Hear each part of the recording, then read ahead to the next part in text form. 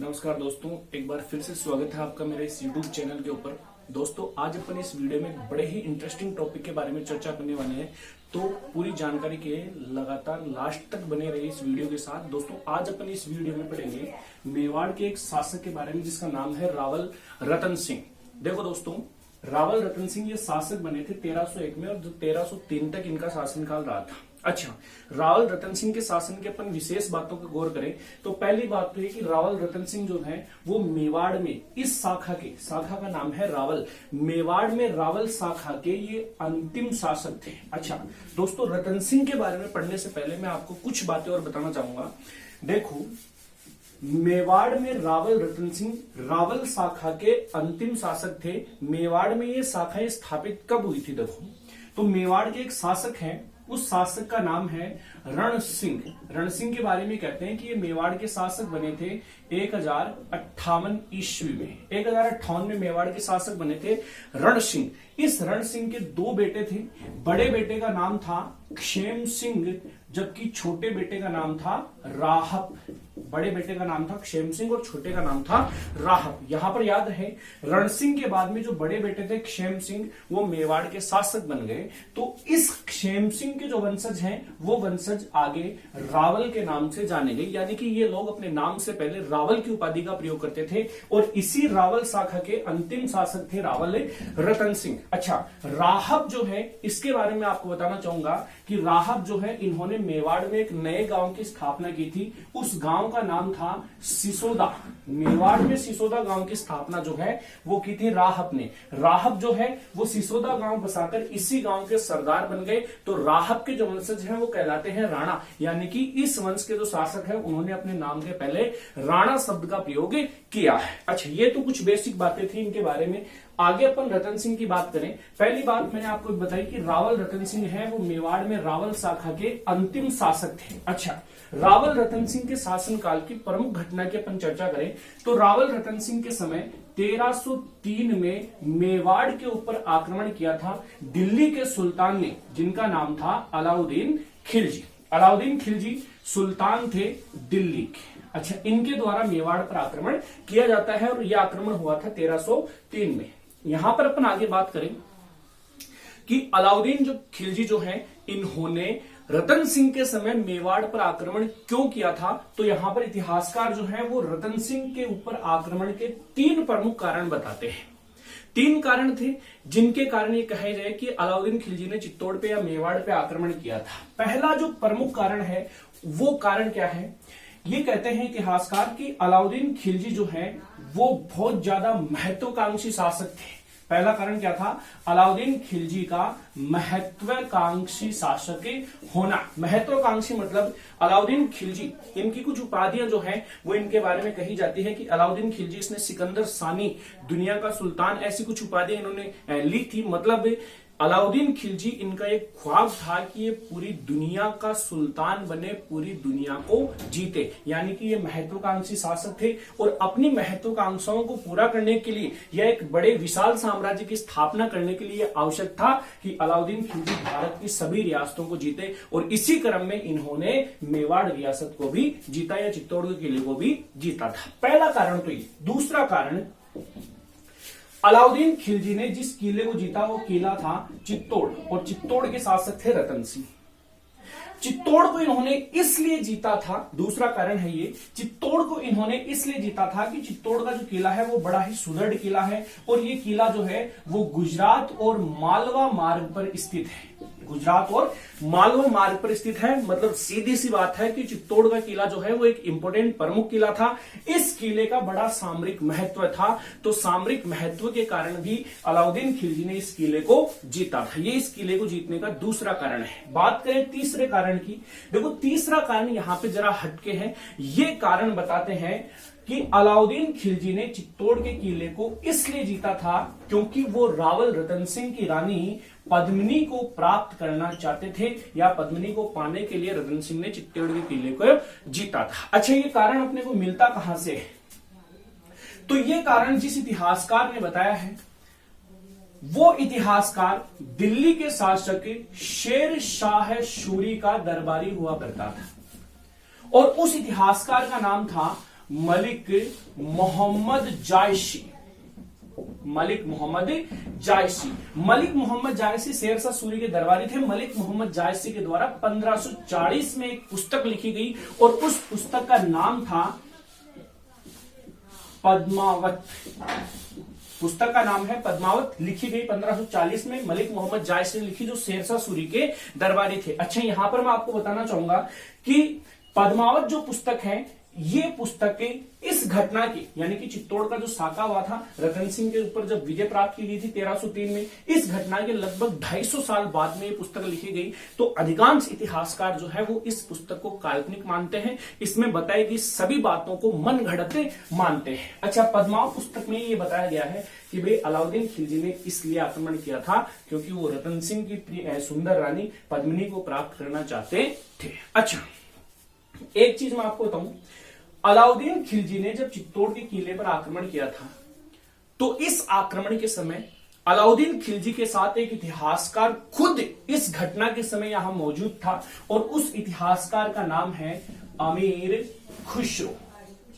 नाम है अमीर खुसरो। और अमीर खुसरो के अनुसार इस किले को किस प्रकार से अलाउद्दीन खिलजी ने विजित किया था, यह मैं आगे आपको इस वीडियो में बताता हूं। देखो दोस्तों,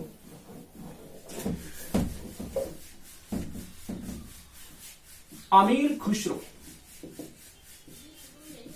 जिसने इस पूरी घटना का वर्णन अपनी पुस्तक में किया है, पहले तो मैं उस पुस्तक का नाम बताना चाहूंगा। पुस्तक का नाम है खजाइन उल फुतूह है। खजाइन उल फुतूह है वह पुस्तक है जिसमें अमीर खुसरो के द्वारा रतन सिंह और अलाउद्दीन खिलजी के बीच में हुए युद्ध का वर्णन किया गया है। अमीर खुसरो क्या कहता है?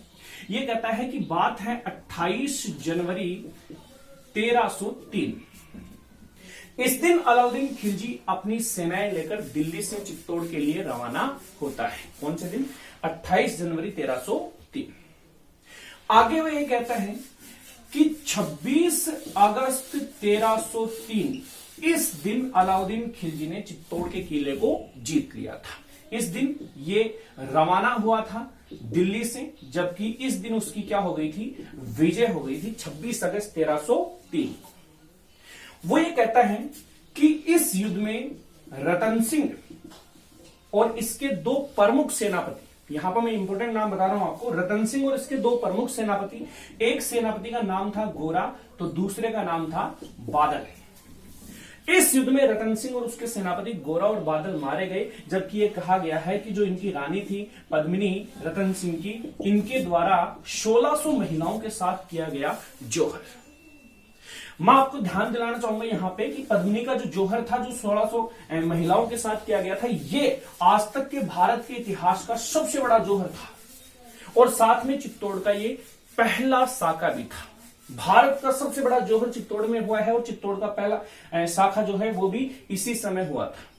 तो पद्मिनी ने जोहर किया, रतन सिंह और गोरा बादल मारे जाते हैं। आगे ये क्या कहता है? अमीर खुसरो कहता है कि भाई अलाउद्दीन खिलजी ने किले को जीतने के बाद इस किले का नाम उसने बदल के रख दिया था खिजराबाद, और साथ में उसने इस किले का कार्यभार सौंप दिया था अपने बेटे को, और उस बेटे का नाम था खिज्र खां। तो इसी के साथ चित्तौड़ में जो ये रावल शाखा थी वो समाप्त हो गई। रतन सिंह इस शाखा के अंतिम शासक थे। अब मैं आगे चर्चा करना चाहूंगा एक दूसरी घटना के बारे में, और वो घटना है आपकी पद्मावत पुस्तक के अनुसार। बहुत ही इंटरेस्टिंग कहानी है। देखो, पुस्तक का नाम है पद्मावत और पुस्तक लिखने वाले का नाम है मलिक मोहम्मद जायसी। क्या लिखते हैं? देखो, मलिक मोहम्मद जायसी पुस्तक के अंदर, तो इस पुस्तक में मलिक मोहम्मद जायसी लिखते हैं कि भाई जो पद्मिनी थी, ये पद्मिनी सिंघल द्वीप की राजकुमारी थी। सिंघल द्वीप वर्तमान श्रीलंका का नाम है। सिंघल द्वीप यहां के जो राजा थे उनका नाम था गंधर्व सेन।